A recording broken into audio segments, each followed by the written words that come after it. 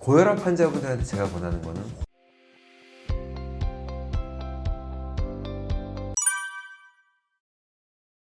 고혈압의 원인은 크게 세 가지로 볼 수가 있습니다. 인슐린 저항성이 하나의 원인이 되고요. 그리고 또 자율신경, 아무래도 고혈압은 스트레스예요. 자율신경이 항진돼 있으면 자율신경 중에서 교감신경 자체가 코르티졸 호르몬 수치를 높이고 또 혈압을 올립니다. 그거 자체로도 결국 스트레스 많은 사람이 고혈압이 많은 거고요.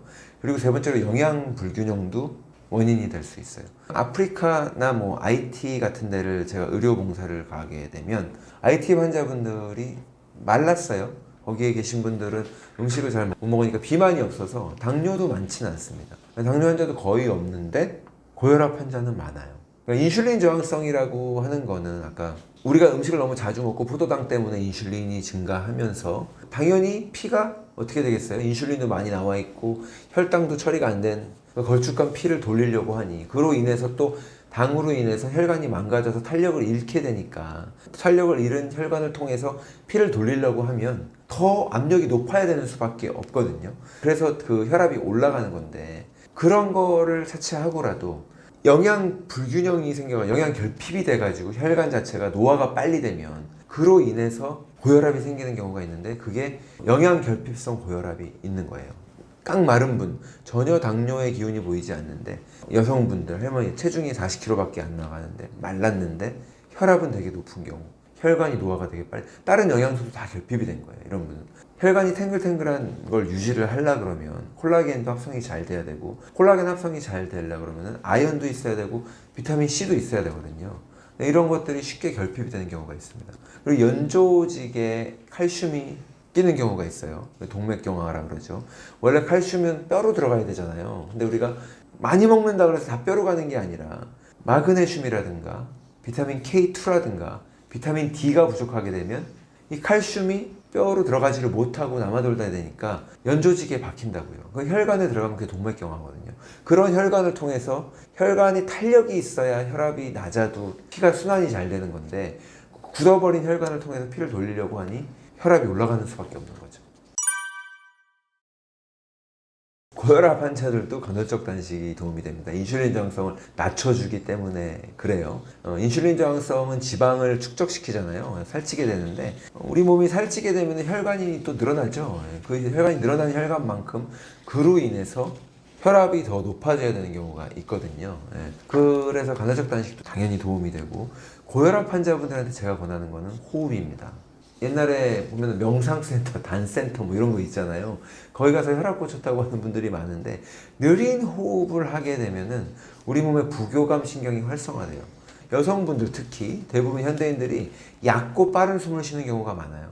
우리 몸은 굉장히 현명해서 교감신경과 부교감신경이 항상 이렇게 균형을 맞추고 있는데 숨을 들이마시게 되면 산소가 들어오니까 혈관을 확장시키고 빨리 이 귀중한 산소를 온몸으로 돌려야 되겠다.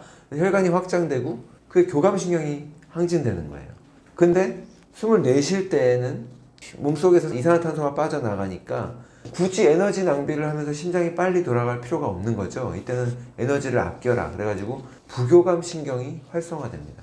그거를 반복을 하는 거예요. 근데 우리는 숨을 내쉬고 마시잖아요. 근데 이 짧은 날숨을 쉬게 되면 교감신경이 올라갔다 또 부교감신경이 활성화됐다 이게 반복이 되는데 짧은 날숨을 쉬면은 교감신경이 훨씬 더 항진이 된다는 거예요. 숨을 느리게 쉬면은 거꾸로 부교감신경이 항진이 됩니다. 그러면은 숨을 들이마실 때는 교감신경, 내쉴 때는 부교감신경이면 숨을 1초 동안만 빨리 들이마시고 10초 동안 내쉬고 이렇게 쉬면 좋겠네 이렇게 생각하실 수 있는데 그럴 필요 없이 그냥 5초씩 쉬면 돼요. 숨은 우리가 잠자는 동안에도 의식하지 않고도 내가 모르는 사이에도 쉬고 있기 때문에 어느 정도 자율신경적인 면도 있지만 원하면 멈출 수 있잖아요. 심장처럼 내가 원한다고 일시적으로 멈출 수 있는 이런 자율신경이 아니라 호흡을 내가 멈출 수 있고 속도도 조절할 수가 있기 때문에 우리 몸은 연습을 하다 보면 그게 고착화되고 습관이 되고 자연스럽게 바뀔 수가 있거든요. 숨을 얕게 쉬는 분들도 일부러 숨을 천천히 쉬다 보면 나중에는 의식하지 않아도 숨이 느려지는, 호흡이 느려지는 이런 효과가 나타나게 되는데 그 과정을 일부러 처음에는 겪어야만 되는 거죠. 그래서 호흡을 늦게 하게 되면 혈압이 낮아집니다. 이거는 당장 테스트해 보실 수가 있어요. 집에 혈압계 있는 분들이 많으시잖아요. 혈압을 재보고 숨을 천천히 느리게 쉬는 호흡을 앉아서든 누워서든 하시고 다시 혈압을 재면 보통 10 정도는 떨어집니다. 그것도 굉장히 좋은 방법 중에 하나고, 이 칼륨이랑 마그네슘, 영양소적으로 칼륨이 혈압을 떨어뜨린다고 하는 연구가 굉장히 많고요. 우리 내 몸의 근육이 이제 수축하고 이완하기 위해서는 칼슘과 마그네슘의 균형이 있어야 되잖아요. 그래서 칼륨도 역할을 해요. 그래서 칼슘 말고 칼륨, 그래서 칼륨과 마그네슘을 복용해 주는 것도 혈압을 떨어뜨리는 데 도움이 되고, 칼륨 같은 경우는 만약에 칼륨이 특허를 받을 수만 있었다면 지금 의사들이 칼륨을 처방하고 있었을 거예요. 그럴 정도로 효과가 있기 때문에, 칼륨을 근데 이제 처방하는 양이 좀 어느 정도 있기 때문에 칼륨도 도움이 되고, 비트도 도움이 됩니다. 비트는 산화질소가 되게 풍부한데, 산화질소는 혈관을 확장시켜요. 그래서 혈관을 확장하는 약물도 고혈압 치료제 중에 하나인데, 비트를 먹어주는 것도 도움이 됩니다. 현대인들이 소화기 질환이 진짜 많습니다. 역류성 식도염이 특히 많아요. 근데 역류성항 식도염은 병원에서 보통 제산제를 처방하거나 위산 억제제를 처방하죠. 산이 너무 많아서 역류됐다고 생각을 하잖아요. 이름상 느낌도 그렇고. 그런데 역류성 식도염 환자들은 위산이 약한 것이 원인입니다. 위산이 충분히 강하면 조금만 위산이 나와도 음식물을 소화시킬 수가 있는데, 위산이 묽다 보니까, 진하지 않고 묽다 보니까 소화가 안 될 것 같으니 위산을 더 많이 내보내는 거거든요. 원래 음식물이 우리 위에 들어가면 위에 근육이 괄약근들이 딱딱 막죠. 식도를 막고, 그리고 또 밑으로 십이지장으로 넘어가는 곳을 막아가지고 위 안에서 꼭 조인 상태에서 주물주물 하면서 위산을 내보내서 음식물들을 녹이고 소화를 시작을 하는 건데, 위산을 자꾸 짜내려고 더 짜내다 보니까 위에 기운도 빠져가지고 식도를 막고 있는 괄약근이 벌어지는 거예요. 그곳으로 위산은 평소보다 많이 나와 있는 위산이 역류하니까 식도 있는 부분이 아픈 거죠. 그래서 우리가 역류성 식도염을 느낄 때 아픈 거는 위가 아니라 역류성 식도염, 식도가 아픈 거거든요. 근데 식도는 여기만 있는 게 아니라 여기서부터 심장, 폐를 다 지나서 횡격막도 지나서 위가 있는 부분, 여기까지가 식도잖아요. 그러니까 이 아랫부분, 위가 있는 부분과 맞닿아 있는 부분에 그 부분이 아픈 거거든요. 역류성 식도염의 원인은 위산이 약했던 것이 원인이다. 그럼 위산이 왜 약하냐 도대체? 누구는 약하고 왜 누구는 안 약하냐? 위산은 염산입니다. 염산은 화학기호로 HCl이에요.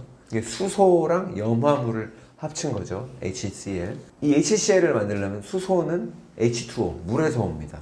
물에서 우리가 받을 수가 있어요. 근데 물은 충분하죠. 근데 이 염화물 클로라이드가 문제예요. 클로라이드는 염화나트륨, 소금이잖아요. NaCl로 써요. 화학 분자 구조로. 근데 소금의 그 염화나트륨을 넣는데, 고혈압 환자들한테 뭘 처방하죠? 저염식하라 그러죠. 고혈압 환자들이 가장 많은 부작용이 역류성 식도염이죠. 위에 문제가 많죠. 고혈압 자체, 약 자체가 혈압을 낮추기 위해서 심장이 덜 뛰게 그럼 근육의 움직임을 주는데, 어떻게 딱 심장 근육만 영향을 받겠어요? 다른 근육도 막 영향을 받기 때문에 근육통도 굉장히 흔한 것 중에 하나지만, 위도 근육이기 때문에 위의 기능도 떨어지기 때문에 거기서 문제가 생기는, 고혈압 환자분들은 거의 대부분 역류성 식도염이나 위장 문제, 소화의 문제를 가지고 있죠. 거기에 소금을 안 먹는 것도 한몫하게 되는 거예요.